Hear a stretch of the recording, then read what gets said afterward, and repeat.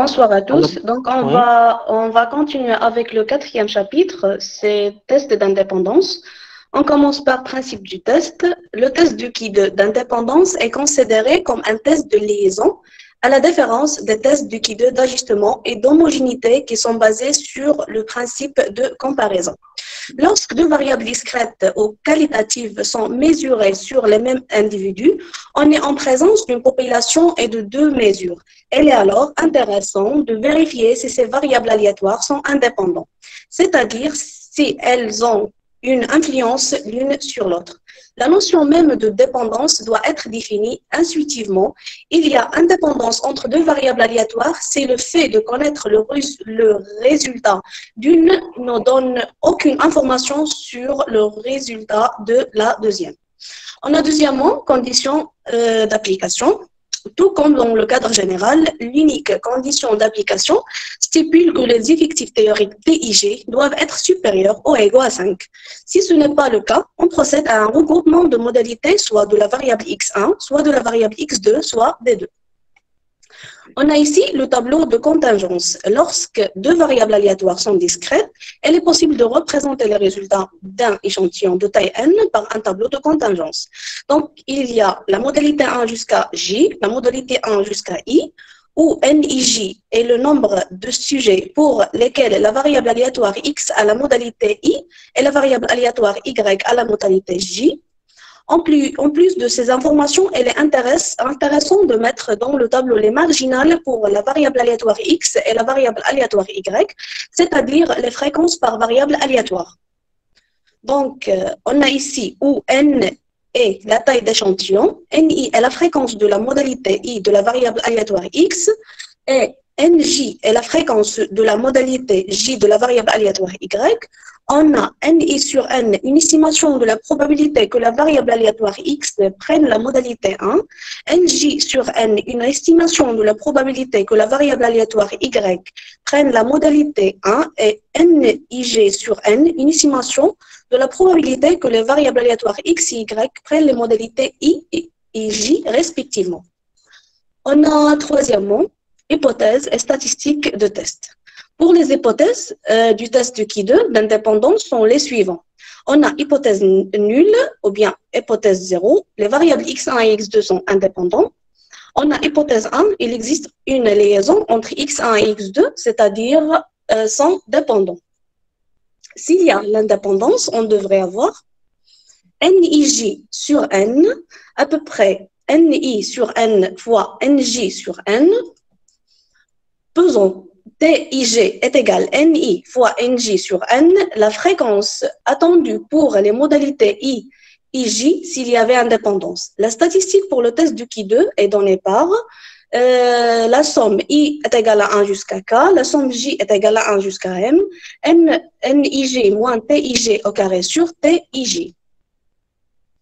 On a où K est le nombre de modalités de X et M est le nombre de modalités de Y, cette statistique est une mesure de la dépendance entre les variables aléatoires X et Y. Pour un risque de première espèce alpha, la région critique conduise au rejet de hypothèse 0 est définie par si la valeur de la statistique de test de Ki2 supérieure ou égale à la valeur seuil de test de Ki2, K-1, M-1 alpha, c'est-à-dire si la statistique est plus grande que le point critique de niveau alpha d'une loi Ki2 à K-1, M-1 degré de liberté.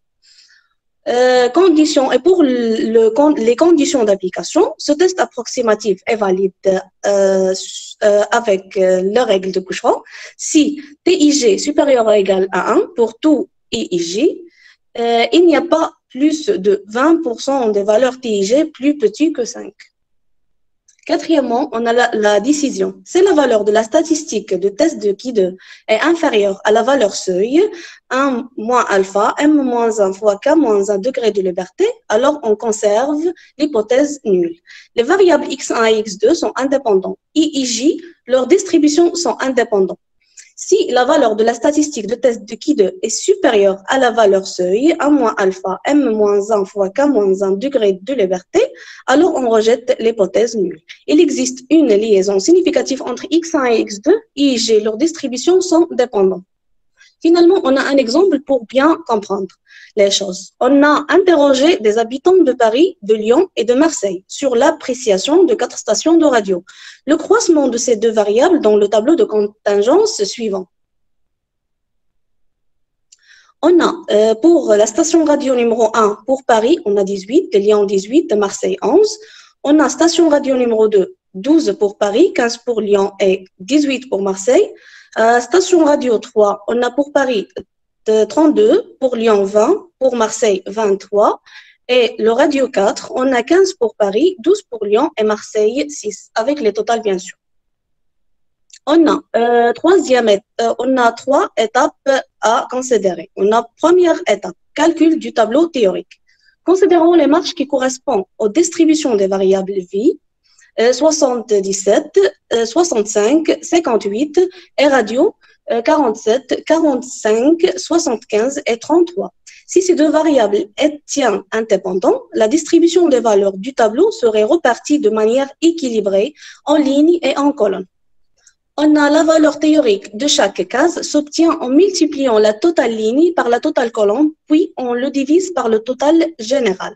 Ainsi, la première case devrait contenir la valeur 47 fois 77 sur 200, soit 18,1. Le tableau théorique est donc le suivant. On a pour le radio 1, 18,1 pour Paris, 15,3 Lyon, 13,6 pour Marseille, et station radio 2, on a 17,3 Paris, 14,6 Lyon, 13,1 Marseille. On a station radio 3, 28,9 pour Paris, 24,4 Lyon, 21,8 Marseille. Pour station 4, on a 12,7 pour Paris, 10,7 Lyon, 9,6 Marseille. On passe maintenant à la deuxième étape. On calcule de la valeur du Qui2. Pour évaluer l'écart entre ce tableau et le tableau précédent, on calcule pour chaque case la valeur théorique moins la valeur réelle au carré sur valeur théorique. En additionnant ces valeurs, on obtient 7,6. Et voilà les détails de calcul. Et finalement, on a la troisième étape, interprétation.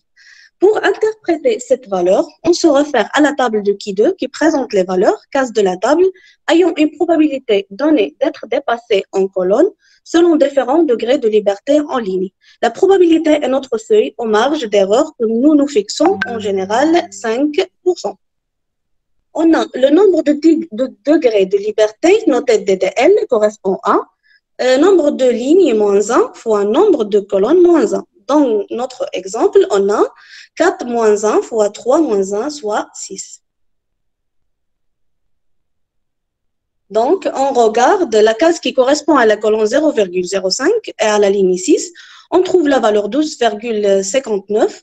Autrement dit, il y aurait pour notre tableau 5% de chances que le Qui2 dépasse cette valeur et 95% de chances qu'il soit inférieur.